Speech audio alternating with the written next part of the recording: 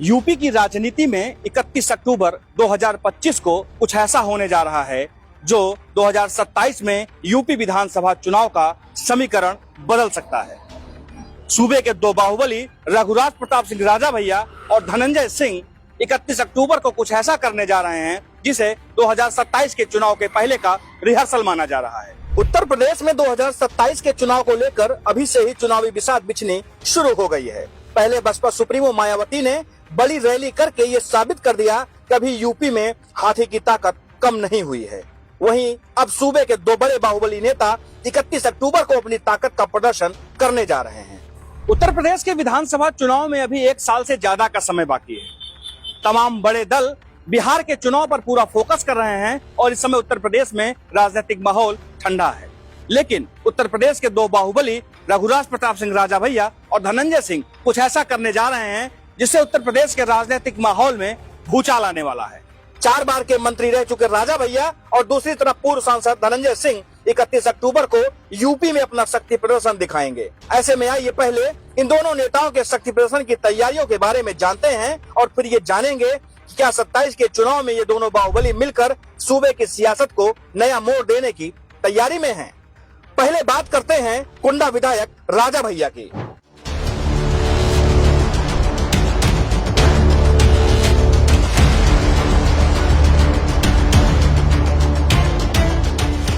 दरअसल राजा भैया की पार्टी जनसत्ता दल लोकतांत्रिक ने ऐलान किया है कि 31 अक्टूबर को अपने नेता राजा भैया के जन्मदिन को पूरे प्रदेश में जन सेवा दिवस के रूप में मनाएगी।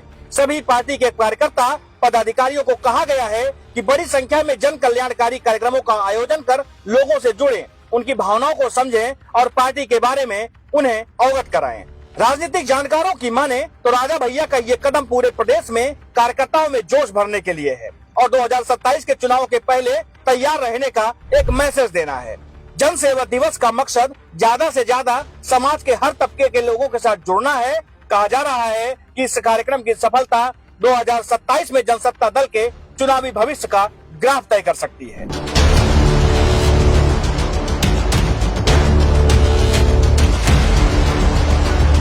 वहीं दूसरी ओर पूर्वांचल के बाहुबली नेता और जौनपुर के पूर्व सांसद धनंजय सिंह ने भी 31 अक्टूबर को अपने संगठन राष्ट्रवादी नौजवान सभा के बैनर तले एक यात्रा निकालकर बड़े एकत्रीकरण की तैयारी की है।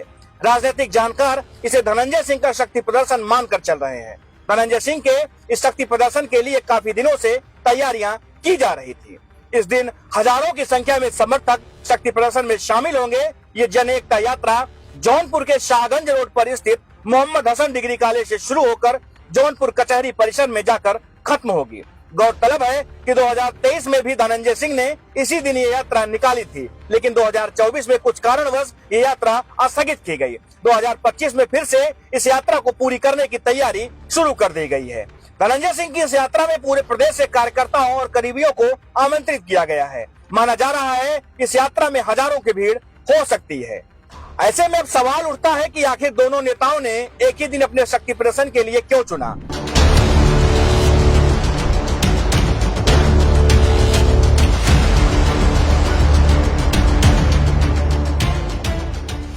दरअसल 31 अक्टूबर को सरदार वल्लभ भाई पटेल की जयंती है और साथ ही 31 अक्टूबर को ही राजा भैया का जन्मदिन भी है और इसी कारण एक तरफ जहां राजा भैया के समर्थक उनके जन्मदिन की वजह से एकजुट हो रहे हैं और तमाम कार्यक्रमों के माध्यम से लोगों तक पहुंचने की तैयारी कर रहे हैं, तो वहीं दूसरी ओर धनंजय सिंह ने सरदार पटेल की जयंती के अवसर पर अपनी शक्ति प्रदर्शन का ऐलान किया है।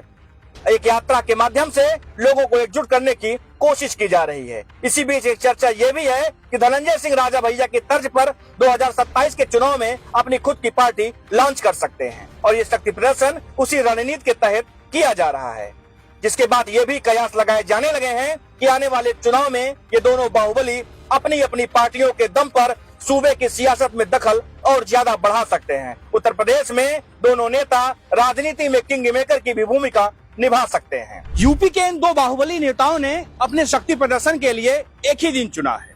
भले ही उस दिन राजा भैया का जन्मदिन और धनंजय सिंह लौह पुरुष सरदार वल्लभ भाई पटेल की जयंती के रूप में इसे मना रहे हों, लेकिन दोनों नेताओं के द्वारा अपने शक्ति प्रदर्शन के लिए एक ही दिन चुना जाना जरूर उत्तर प्रदेश के राजनीतिक माहौल को गर्मा गया है। ऐसे में ये कयास लगाए जा रहे हैं कि 2027 के चुनावी मंच पर दोनों बाहुबली एक साथ आ सकते हैं।